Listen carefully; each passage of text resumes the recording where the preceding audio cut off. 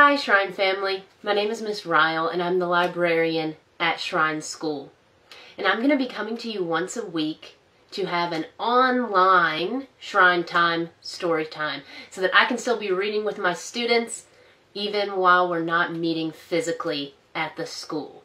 So all the books we're going to be reading over the next few weeks together are in the public domain, which means that they are books that we are allowed to share freely and without copyright infringement.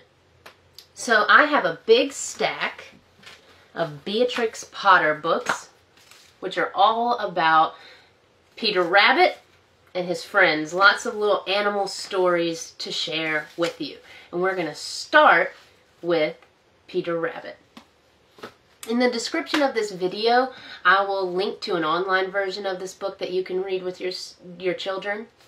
I will also link to the Memphis Public Library's resources, their online resources, how to sign up for a library card virtually, and access their children's books online if you want to read other stories with your children. So, let's get started. Each week we're going to read a Beatrix Potter story and then do a song together afterward. So let's start with Peter Rabbit by Beatrix Potter.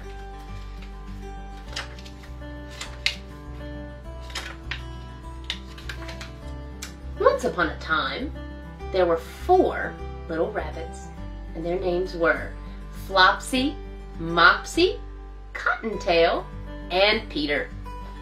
They lived with their mother in a sandbank underneath the root of a very big fir tree.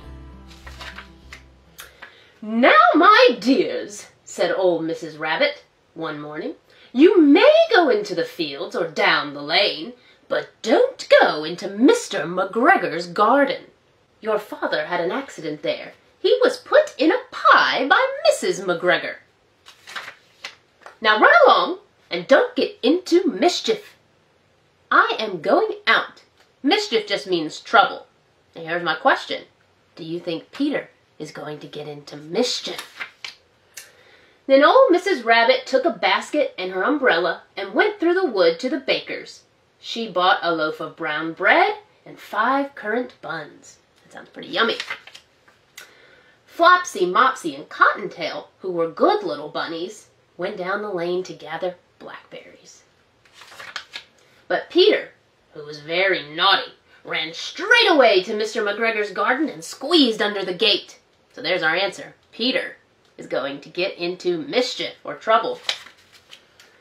First, he ate some lettuce. Ooh, and some French beans, and then he ate some radishes. Yum, yum, yum. And then, feeling rather sick, he went to look for some parsley. But round the end of a cucumber frame, whom should he meet but Mr. McGregor? Mr. McGregor was on his hands and knees planting out young cabbages, but he jumped up and ran after Peter, waving a rake and calling, "Stop! Thief!" Peter was most dreadfully frightened. He rushed all over the garden, for he had forgotten the way back to the gate. He doesn't know how to get home. Do you think he's going to be able to get home at the end of the story? He lost one of his shoes among the cabbages and the other shoe among the potatoes. After losing them, he ran on 4 legs and went faster, so that I think he might have gotten away altogether if he had not unfortunately run into a gooseberry net and got caught by the large buttons on his jacket. It was a blue jacket with brass buttons. Quite new. Do you think his mom is going to be happy or upset that he messed up a new jacket?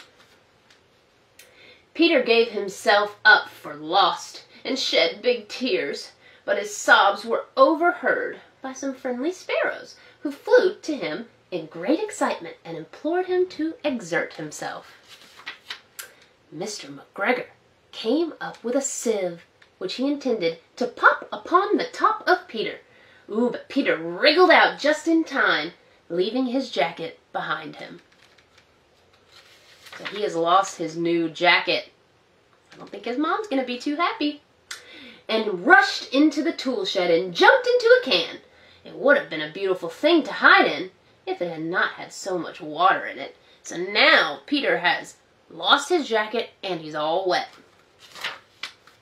Mr. McGregor was quite sure that Peter was somewhere in the tool shed, perhaps hidden underneath a flower pot. He began to turn them over carefully, looking under each. Presently, Peter sneezed.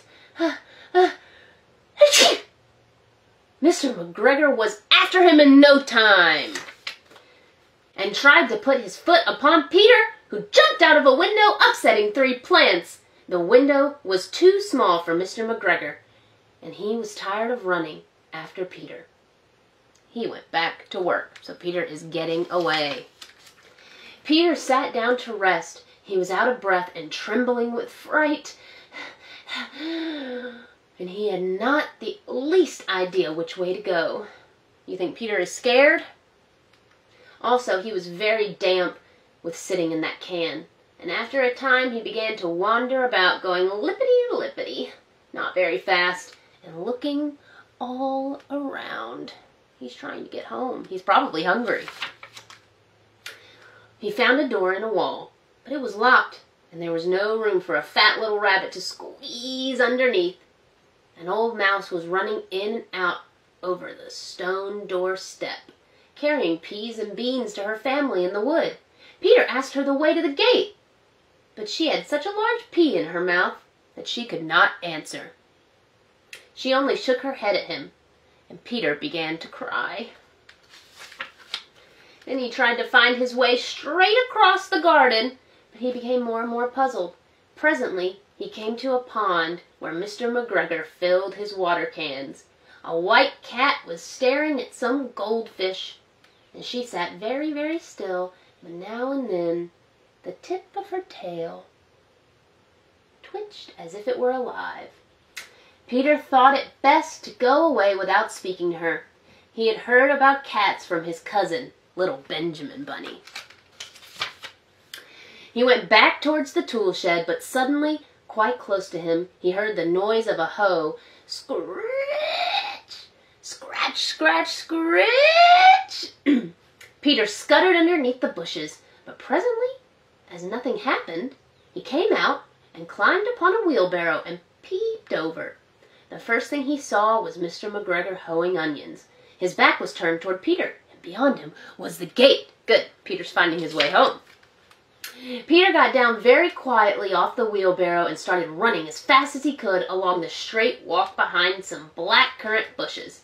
Mr. McGregor caught sight of him at the corner, but Peter did not care. He slipped underneath the gate and was safe at last in the wood outside the garden. Mr. McGregor hung up the little jacket and the shoes for a scarecrow to frighten the blackbirds. Peter never stopped running or looked behind him till he got home to the big fir tree. He was so tired that he flopped down upon the nice soft sand on the floor of the rabbit hole and shut his eyes. His mother was busy cooking. She wondered what he had done with his clothes. It was the second little jacket and pair of shoes that Peter had lost in a fortnight. So he keeps losing his jacket. His mom probably is not happy. I am sorry to say that Peter was not very well during the evening. His mother put him to bed and made some chamomile tea, and she gave him a dose of it to Peter. 1 tablespoonful to be taken at bedtime, she said. But Flopsy, Mopsy, and Cottontail had bread and milk and blackberries for supper. The end. So Peter got in a little bit of trouble in this story. And what happened at the end? He had to take medicine and go to bed with just chamomile tea, while his sisters and brothers got to eat a nice big dinner of bread and black currant rolls. That sounds so yummy. I hope you enjoyed that story. Now let's do a song together. It's been raining outside, so I thought we might do the Itsy Bitsy Spider. See what the spider gets up to in the rain. I'm going to do it once so you can see the hand motions, and then we'll do it again so you can sing along at home. So we start with our hands like this, and we walk up with our hands. And we say, the itsy bitsy spider went up the water spout. Down came the rain and washed the spider out. Out came the sun and dried up all the rain, and the itsy bitsy spider went up the spout again. Alright, let's do it one more time so you can sing along. The itsy bitsy spider went up the water spout. Down came the rain and washed the spider out. Out came the sun and dried up all the rain, and the itsy bitsy spider went up the spout again. I hope you enjoyed this story time this week. And don't forget to check the description of the video to find resources about Peter Rabbit and how you can check out lots of children's books online while the public libraries are closed. And I'll link to Memphis Public Library's website. So now it's time to sing our goodbye song. So we say, goodbye friends, goodbye friends, goodbye friends. It's time to say goodbye. And I'll see you next week here virtually for Shrine Time Story Time.